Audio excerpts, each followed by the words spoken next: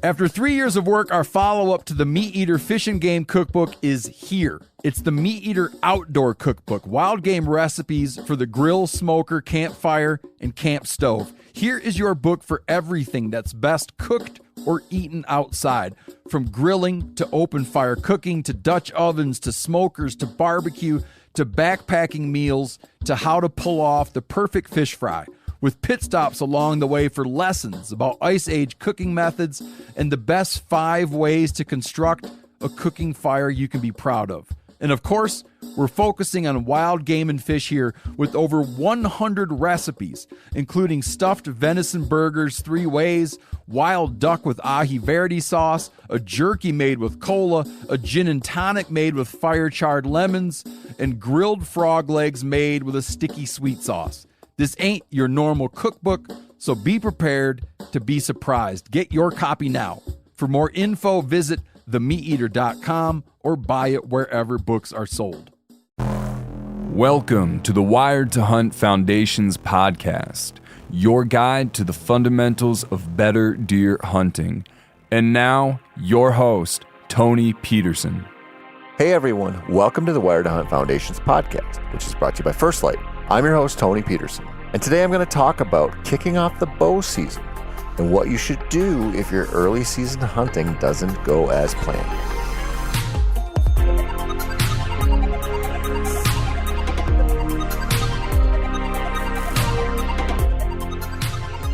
The thing about whitetails, hunting whitetails anyway, is that it rarely goes as planned.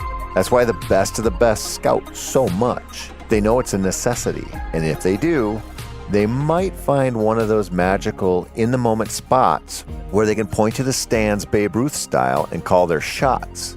Most of the time when you do that whitetail-wise, you don't end up taking a slow jog around the bases while the crowd showers you in adoration. Instead, you do that kind of sad Charlie Brown walk back to the dugout after a strikeout. And I use that example specifically because I saw a guy named Aaron Foreman do that in Little League one time. And that sucks, but it happens. What you do when it does happen, that's what matters though. And usually, it's pretty common during the first week of the season. So that's what this episode is really all about.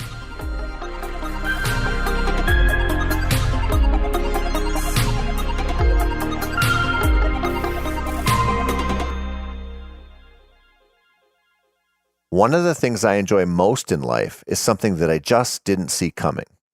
I mean, if you went back in time and asked me, 10 years ago, if I'd ever coach any sport for any reason, I'd have said you're off your rocker there, Betty Crocker. But now, with my little girls in basketball and softball, I love coaching. Maybe it's just my competitive nature, or something else, I don't know. But I just enjoy it so much. Well, most of the time. Last year, after a regular basketball house league where we did pretty well, my wife mentioned that she wanted the girls to do a Taste of Travel league. Now, I'm sure this is the case in an awful lot of places, but if you're a suburb dweller in the Twin Cities like I am, people take traveling basketball very, very serious, even with 3rd and 4th graders. Now, I didn't know this until we went to our first tournament, and there, we actually managed to get 3rd place out of 6 teams, but we played some teams that were pretty bad, which helps a lot.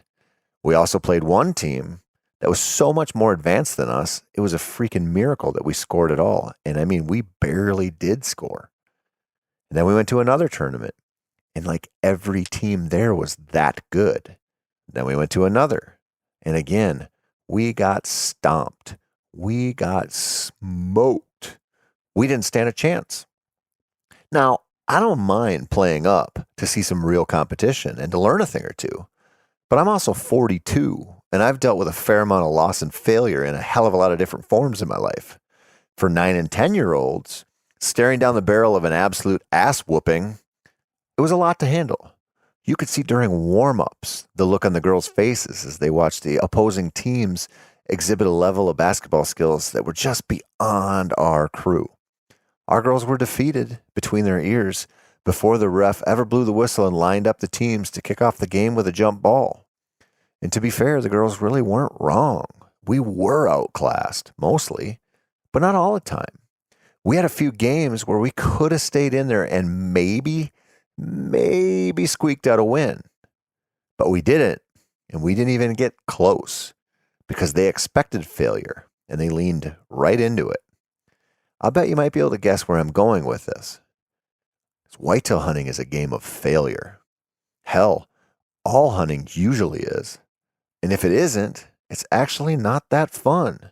I know a sure thing sounds amazing, but an awful lot of folks who have a sure thing, or as close as you can get to a sure thing hunting-wise, they tend to give up hunting after a while. We need a challenge. We need hard but achievable goals. But we also need to recognize how we deal with the inevitable failure that comes along with whitetail hunting. It's everywhere in the woods, just waiting for you. Failure gets carried in on the breeze, right into a deer's waiting nose. It's in the slight squeak in your stand, that squeak that you should have taken care of before the season, but you didn't because you didn't think it'd be a big deal. It's in the panic of the moment when you just are compelled to draw your bow at the wrong time when he's looking up at you, facing your way. Failure is the devil on your shoulder that convinces you to hit the snooze button, or worse, just roll over and go back to sleep because you talk yourself into believing that since it's a full moon, or since it's pretty windy or whatever, that there are better uses of your time than hiking through the woods in the dark to sit in a stand and probably not kill a deer. Failure is the best friend of that little deer hunting devil perched on your shoulder, holding a mini pitchfork, who says that maybe tonight, the good one you had on camera in August will just magically show up in front of the field edge stand that you've already sat 7 times and you've burned right to the ground. If you think I'm being facetious, I'm going to let you in on a little secret. The whole reason I'm any good at whitetail hunting, which really seems to vary by the day and the sit and the season, is that I've failed so much. When I turned 15, I got permission to hunt a farm in Minnesota that was a young buck factory. Now, I can't remember the exact number of forkies and basket rack 6s and 8s that I missed that season, but I'm confident it was in double digits. That was a lot of failure crammed into a small season. Or more recently, I spent some time hunting in northern Wisconsin for a deer, just a deer, doe, buck, whatever. I had tags for both, and I had some space in my freezer. And over the course of 3 weeks, I sat probably, 9 or 10 times, or at least part of 9 or 10 days over there, mostly on public land, but some on private. And I never saw a deer during that whole span. And when I say I never saw one, that's what I mean. I wasn't passing on deer. I wasn't watching them browse through the far side of a clear cut. I mean, I never saw a single freaking deer. That's a shot to the old deer hunting ego, my friends. When that bad spell finally broke, I managed to arrow an old long-nosed doe on a tract of public land that has mostly kicked my ass. And I'll tell you what, it was sweet. Another time, if you want another example of how bad I can be, happened in South Dakota while trying to kill a doe and a buck on public land. I sat 6 times in spots that I fully believed in. And you know what I saw? I saw mostly cows, and one day I had 5 coyotes come through together. I don't know, maybe I saw a crow or a blue jay or something too, but I didn't see any deer. I couldn't lay eyes on a deer, and that was in a place with good visibility and a great deer population. But on the 4th day, I did see a deer. In fact, I saw a doe and a buck, and I killed both of them within 10 minutes of one another. It happens like that.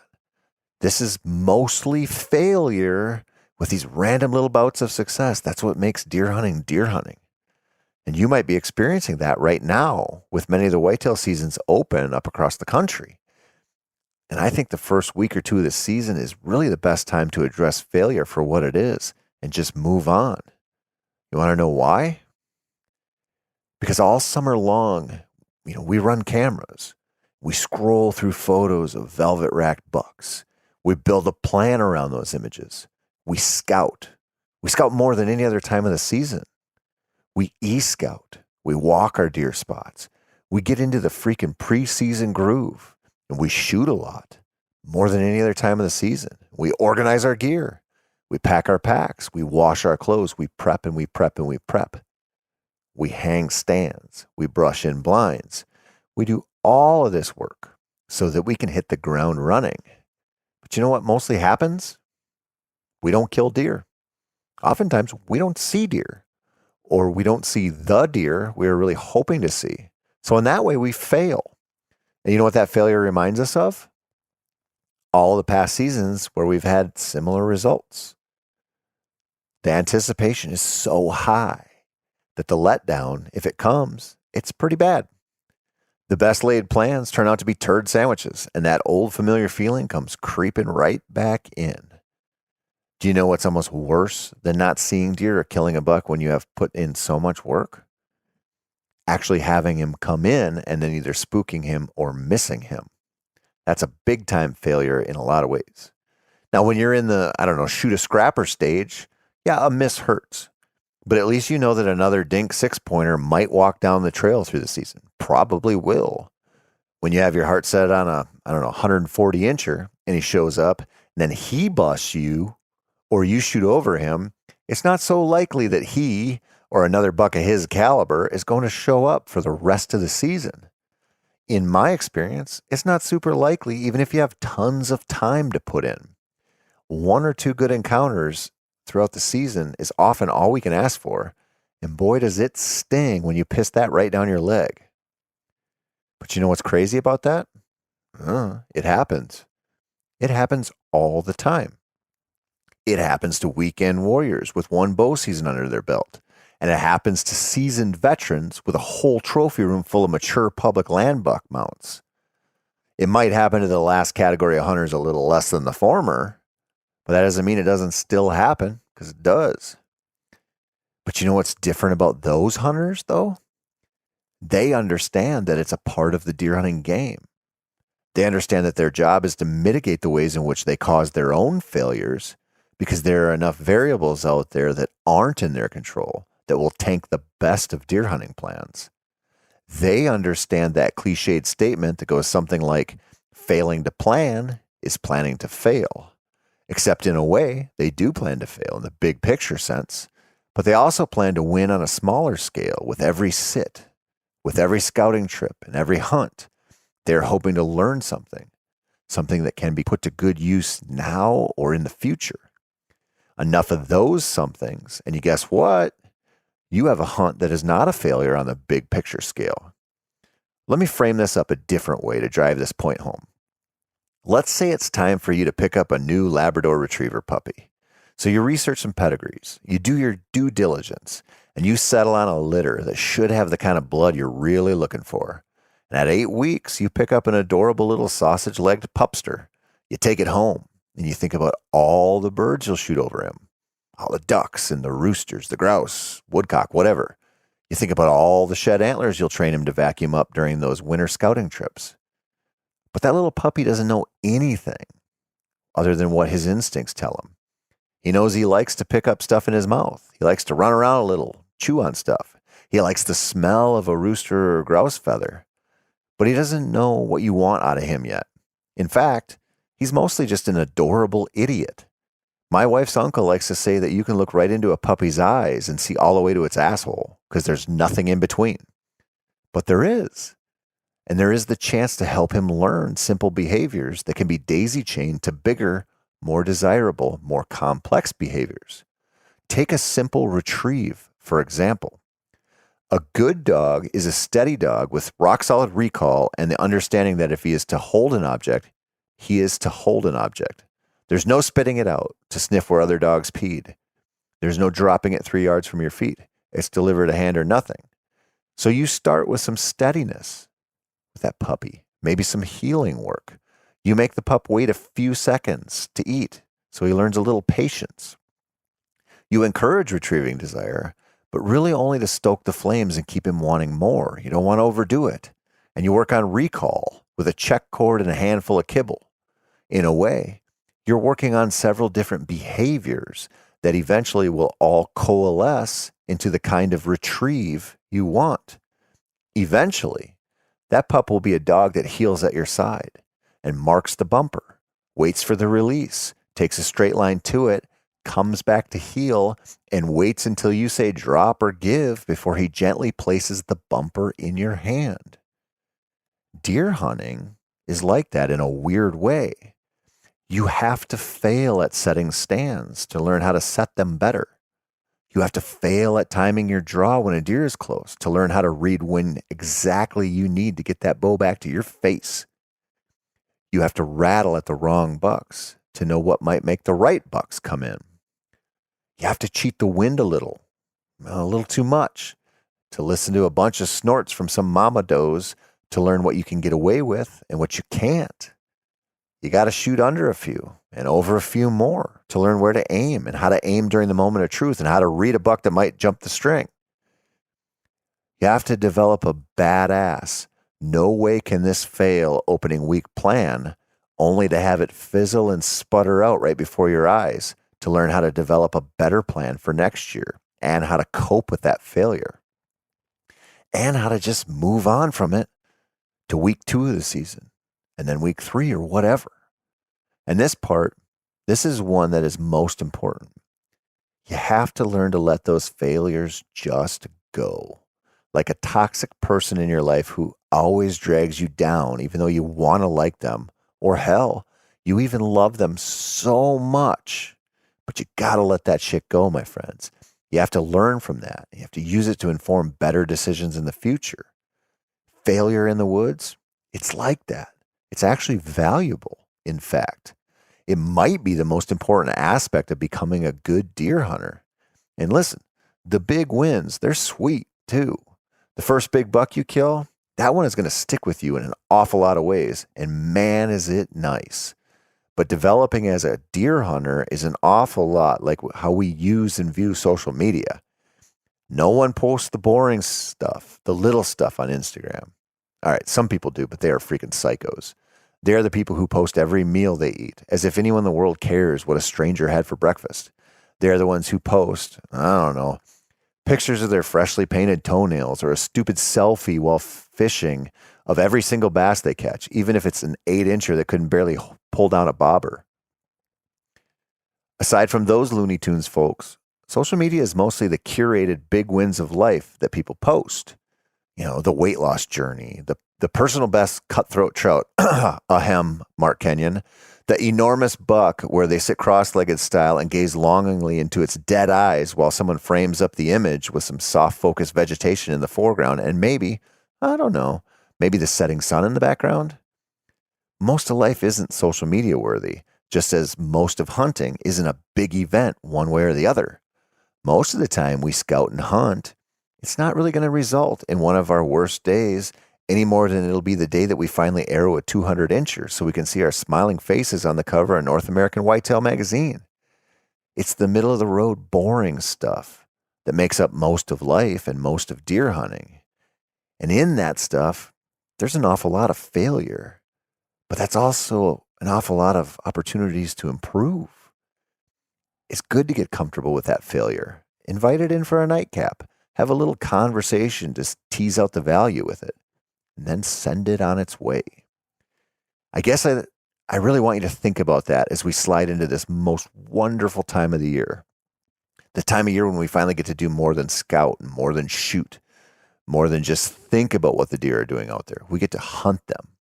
We get to go sit in trees and we get to watch the sun rise and hopefully hear a stick crack in the distance or see that too big to be a squirrel movement in your peripheral vision that tells you a deer has entered the game and it's time to focus on what could become the next best few minutes of your life. And if it goes wrong, which it mostly will, who cares? There's a lesson there that will help you the next time and the time after that. And at some point, that buck that surprises you by showing up when you're not paying attention, he's going to go for a ride home in the back of your truck, and you'll get to shoot some hero photos and post them up for the world to see, to show them you're not a failure, at least not today. And that's pretty freaking sweet, my friends. Learn from your failure. Accept it. It's okay. You're going to get better because of it, and we're all going through it. Now, next week, I'm going to get into the topic of hunting one target buck, of setting your sights on a ride or die deer that's the only one you're going to pick up your bow or rifle for, and how that can make for a great season or an absolutely miserable fall. That's it, folks. I'm done for this week. This has been the Wired to Hunt Foundations podcast, which is brought to you by First Light. I'm your host, Tony Peterson, and I just want to say thank you so much for listening and for your support. I really appreciate it. And if this episode didn't quite scratch the itch enough for you, feel free to head on over to themeateater.com/wired to read some articles written by myself or Mark or a whole slew of whitetail killers. And you can also drop into our Wired to Hunt YouTube channel to check out the weekly how-to videos that we throw up every single week to help you become a better hunter.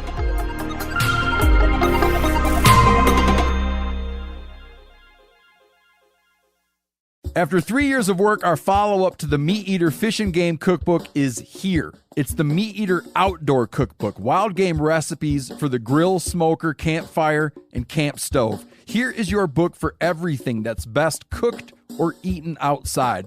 From grilling to open fire cooking to Dutch ovens to smokers to barbecue to backpacking meals to how to pull off the perfect fish fry, with pit stops along the way for lessons about Ice Age cooking methods and the best 5 ways to construct a cooking fire you can be proud of.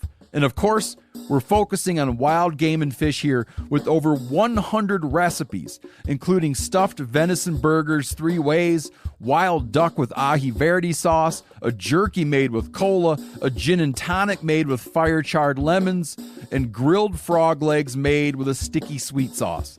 This ain't your normal cookbook, so be prepared to be surprised. Get your copy now. For more info, visit themeateater.com or buy it wherever books are sold.